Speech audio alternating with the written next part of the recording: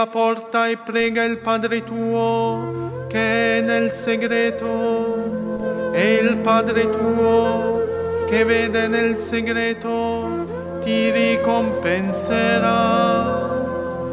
E quando digiunate non diventate malinconici. Dini ni mfumo mzima wa maisha ya mwanadamu ambao hutumia katika maisha yake yote ulimwenguni. Katika maisha kuna dini mbalimbali ambazo mwanadamu huzifuata. Miongoni mwa dini hizo ni dini ya Ukristo. Dini ya Ukristo ni miongoni mwa dini zenye kuaminiwa na waumini wengi ulimwenguni. Sambamba na hayo, dini hii imejumuisha madhehebu mbalimbali. Miongoni mwao ni wa Roma, wa Sabato na wa Katoliki. Inaelezwa ya kwamba ndani ya dini hii kuna ibada nyingi ambazo waumini huzitekeleza. Miongoni mwa ibada hizo ni Kwaresma.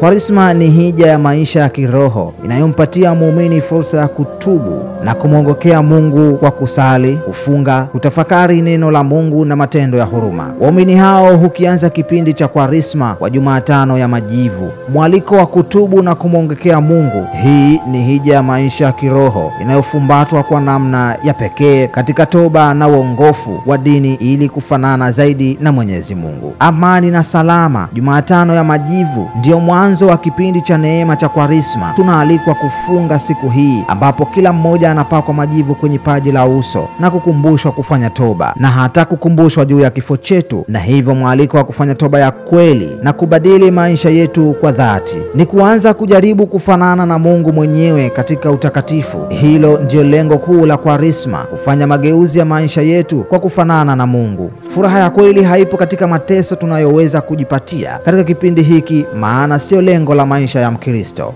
bali ni katika kuishi furaha ya kweli na kuwashirikisha wengine furaha hiyo. Katika maisha yetu kuna kishawishi kikubwa cha kufanya mema ili kuonekana na hata kusifiwa na wengine. Ni kishawishi cha hatari, kwani kinatupelekea kuanza kujiabudu sisi wenyewe na kujiweka katika nafasi ya Mungu mwenyewe. Ni kualika wengine watuangalie sisi baada ya kumkazia macho Mungu mwenyewe kuwa ndiyo kielelezo cha maisha ya kila mfuasi wa Yesu Kristo. Na ndiyo maneno yaliyo katika Injili tunapoanza kipindi cha neema za Kwaresma. Yanatuonya kishawishi cha kutenda mema ili kuonekana na watu. Thawabu yetu yapaswa kuwa mbinguni na kamwe sio kujionesha kwa wengine ili tusifiwe au kuonekana tunafanya jambo jema. Labda yafaa kutafakari zaidi juu ya thawabu anazozungumzia Yesu katika Injili ya leo. Mtu mcha Mungu alienenda kadiri ya amri na maagizo ya Mungu, basi huyo alijiwekea thawabu zake mbele ya Mungu na hata hivyo kubarikiwa. Na kinyume chake, basi alipokea laana na kila aina ya ubaya, iwe hapa duniani na maisha yake ya baadaye.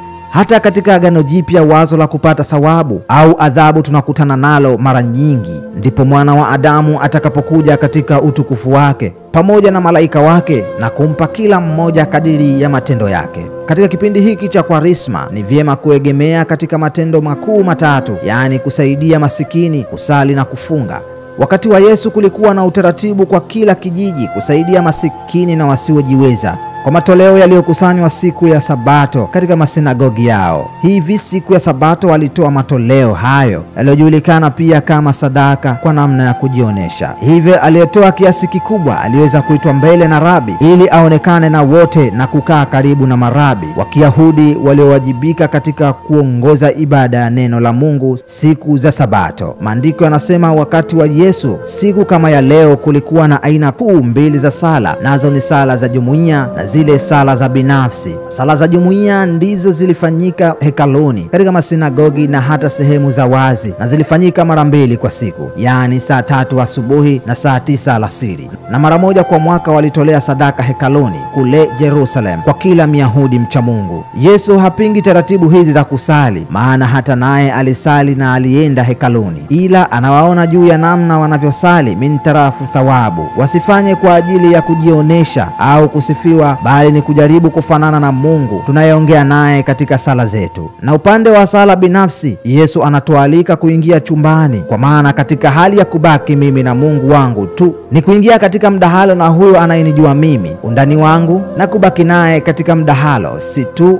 wa mimi kuzungumza, bali zaidi kumsikiliza. Ni mazungumzo ya masikilizano kwa pande zote mbili, yaani Mungu na sisi tulio naye. Ni mdahalo wa upendo na kirafiki, ni moyo unaoongea na moyo mwingine, kama Baba Mtakatifu Francisco anavyotuambia katika ujumbe wake wa Kwaresma mwaka 2020, ni kuliweka kati fimbo la Pasaka katika maisha yetu ya kila siku. Nawatakia Kwaresma njema. Mimi ni Abdurrahman Sheha.